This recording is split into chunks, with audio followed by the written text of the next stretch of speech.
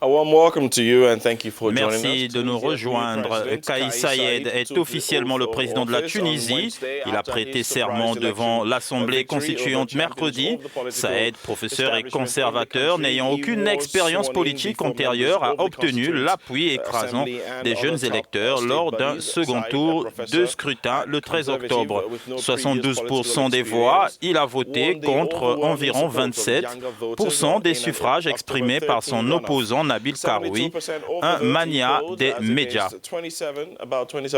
Ce scrutin fait suite au décès en juillet de Béji Caïd Essebsi, premier président tunisien librement élu au suffrage universel.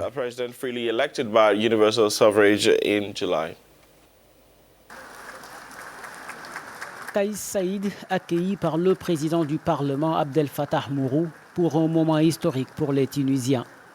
Un grand jour pour celui qui, il y a encore 3 mois, était inconnu de la scène politique tunisienne. 10 jours après sa victoire au second tour de la présidentielle, ce professeur de droit constitutionnel est officiellement devenu le nouveau chef de l'État tunisien. Il a prêté serment mercredi devant l'Assemblée constituante. Je jure devant Dieu de préserver l'indépendance de la Tunisie et la sécurité de ses terres, de respecter sa constitution et sa législation, de veiller à ses intérêts et de lui rester fidèle. Aucune promesse au moment de sa prestation de serment, mais une fermeté dans le discours, insistant notamment sur la lutte contre le terrorisme et la corruption. Kais Saïed a également plaidé en faveur du renforcement des droits des femmes sur le plan économique et social. Et le nouveau président tunisien de montrer son soutien au peuple palestinien en affichant, je cite, une position contre la colonisation et le racisme, appelant l'humanité à mettre fin à ce qu'il qualifie d'injustice. Investi, Kais Saïed doit désormais charger le parti ayant le plus de sièges à l'Assemblée de former un gouvernement après la proclamation des résultats définitifs de ces législatives. Et la tâche n'est pas aisée car puisqu'il n'y a pas de majorité parlementaire et la journaliste Anen Zibis est en ligne depuis Tunis, Djeri, pour analyser les défis du nouveau président tunisien. Indeed, and let's bring her now, and you might be already familiar with her by now. En effet, nous sommes avec Anen Zibis, a warm welcome to you. journaliste d'investigation. Merci de nous rejoindre pour ce programme. Quelle lecture faites-vous du discours d'investiture du nouveau président tunisien?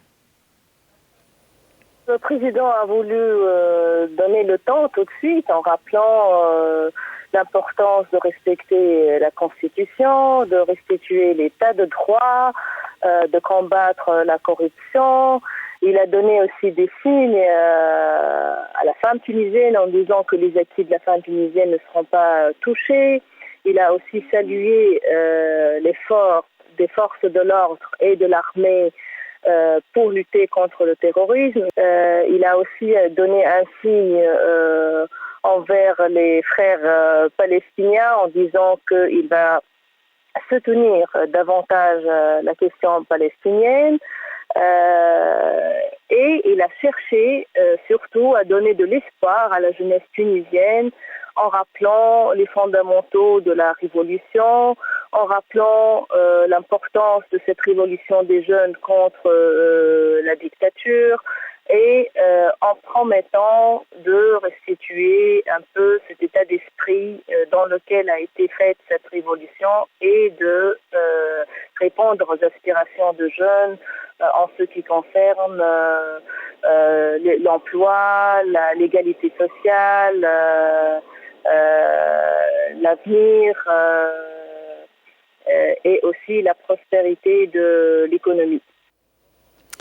Anen, surtout parlant des droits des femmes qu'il promet de défendre, doit-on voir dans cette promesse un changement de vision ou de position carrément, vu que pendant sa campagne, il avait promis d'abroger cette loi sur l'égalité entre sexes en matière d'héritage qui était validée, on va le dire, par son prédécesseur? Le président a beaucoup promis de choses durant sa campagne. Justement, s'est distingué par son aspect un peu conservateur, parce qu'il s'est prononcé contre beaucoup de libertés individuelles, contre le projet de son prédécesseur, First Beji Khaled Sebsi, de l'égalité dans l'héritage entre les deux sexes. Et là, on a été un peu surpris d'entendre qu'il s'est montré ouvert vers les femmes et qu'il s'est présenté un peu comme le garant des droits des femmes. Alors là, qu'est-ce qu'on peut dire? C'est qu'on va voir si réellement il sera à la hauteur de ce qu'il a promis, surtout que c'est un président qui est novice dans la politique et qui va se trouver avec un gouvernement très divisé, puisque les résultats des législatives ont donné un parlement divisé et pas de majorité. Donc, on verra bien s'il sera capable justement de savoir être le président de tous, c'est-à-dire en même temps donner un bon signe aux modernistes et aux femmes, et renforcer réellement leurs acquis et leurs aspirations à plus d'égalité, et en même temps satisfaire ces bases qui restent quand même des bases conservatrices. Hanen, il n'a que très peu d'expérience en politique. Il n'appartient à aucun parti. C'est au parti arrivé en tête des législatives qu'il va demander de former le gouvernement, sauf qu'aucun parti n'a obtenu la majorité absolue. N'est-ce pas une situation qui peut perturber sa présidence? Comment va-t-il manœuvrer?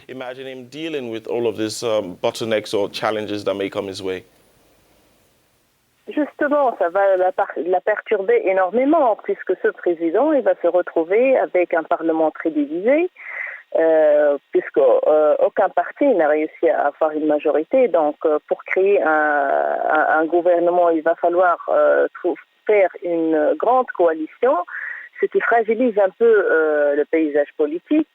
Et puis, il y a d'ores et déjà des voix de partis qui ne veulent pas que le parti gagnant, qui est Ennahda, soit lui-même, forme lui-même le gouvernement et en prend la présidence du gouvernement. Et il y a des voix qui demandent que le président lui-même forme le gouvernement. Donc, les choses s'annoncent déjà très difficiles pour le président.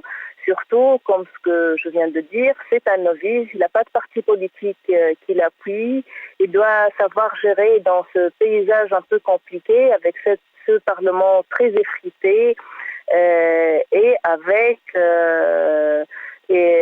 une opinion publique qui a déjà exprimé qu'elle est contre la classe politique corrompue, incompétente, et qu'elle aspire réellement à un changement radical dans le paysage politique.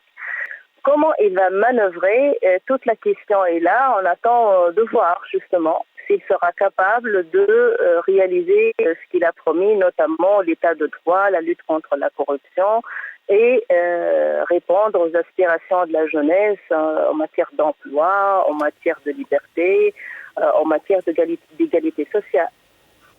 Hanen, as they say, time will tell, and en effet, seul l'avenir nous en dira un peu plus. Et c'est sur ces mots que nous allons devoir vous laisser. Merci de nous avoir parlé ce matin. Presidency, Tunisia's President Kais Saied, been sworn in yesterday. Many thanks. Merci beaucoup. Investigative journalist Journaliste d'investigation Hanen Zbis.